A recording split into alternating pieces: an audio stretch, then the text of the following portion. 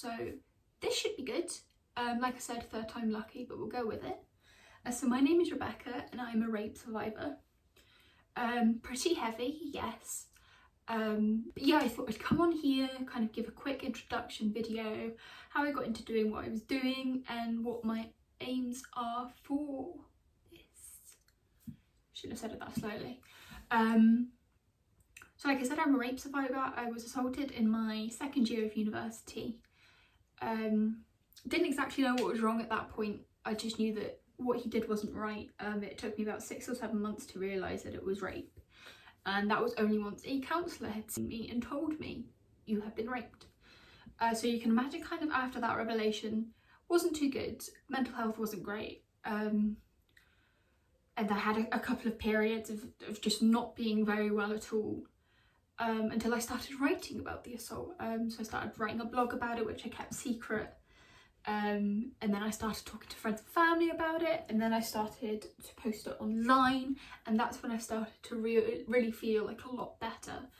And I thought, right, okay, the best way that I can recover from this is to share my story. So here I am sharing my story. So I took a year out of uni before going into my final year. And that was great because I set up Like Lilith, which was originally called Not Victims But Survivors, a peer-to-peer network for survivors to talk to each other, to give each other tips. I guess the idea was, if you've been assaulted and you were assaulted 4 years ago, you are more down a path of recovery than someone who has just been assaulted, and using that kind of wisdom and experience can really help someone through. I'm essentially wanting to be the help that I needed when I was first assaulted, and that comes down to realising that I had been assaulted. I think that's a huge thing for a lot of survivors, that you have no idea. And that's something I really want to touch on and talk more about. But then it's also kind of how you juggle work, how you juggle your studies, how you manage a relationship when you've kind of got that past of being sexually assaulted and the kind of trauma that comes with it. So it really is going to be like a breadth of things. I want it to be educational, but I want to draw on my experience as well as others who are happy to share, that can be anonymous or not, about what they've been through and how that can help someone who's in a similar position.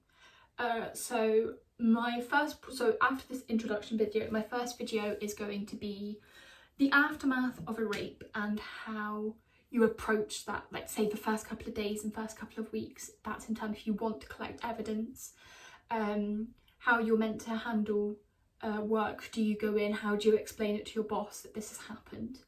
How to approach maybe a family member or friend to talk about what's happened, the different services that you can use straight away to initially help you, because that initial shock afterwards can be very much make or break, and it could put you in a very difficult situation. As someone who tried to overdose herself, although not albeit the straight aftermath of an assault, I know kind of the low point that you can get to and how in danger you feel by not having someone there, because sexual assault recovery is so lonely. I think we've got to admit that we live in a society where there is embedded victim blaming, and you can see that through how there are jokes on Twitter, how there are jokes across the internet, and it's small things like that. But then obviously on the flip side, you've got rape has the lowest conviction rates of any crime. We're just trying to defeat a system where rape survivors aren't getting the justice that they deserve. So much so that then kind of results into internalised victim blaming, and that can be a very difficult place to be, because not only are you not getting support from others, but within yourself you're thinking, well, your fault, and no one wants that, because why should we have to go through additional trauma? That's what I want this page to be about. I want people to come here with all the different things that they're struggling with in terms of being a survivor and helping each other out, whether that's me creating a video on the topic that you want, or whether it's down in the comments, down on social media as well, because I really feel that yes, it's great, you can go to a therapist. I'm seeing a therapist, but it's not in terms of, it's not in the relation of the assault. I've never had specialist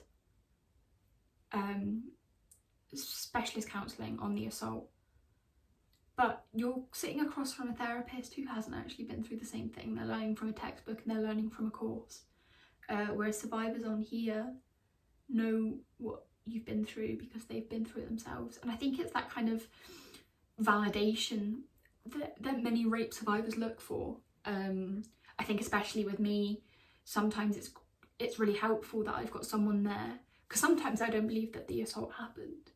And I think that's very common amongst survivors, a kind of imposter syndrome. You're either completely minimising what you went through, or you're like, oh, did it actually happen? Is this how I remembered it? And it can be really useful sometimes for someone to just be there and be like, no, it happened to you. This happened. I think, yeah, I know I've waffled on a bit, and as you can tell, I'm not really a YouTuber. I'm going to have an absolute delight editing this after. I don't even know what I'm doing. But yes, as such a touchy topic as sexual assault is, it in writing can just feel quite cold, I guess. I know it's still helpful, but I kind of feel that the conversation or someone talking about it is a lot more friendly. So yeah, everything's down below. I hope that you find this helpful. If you don't, just tell me.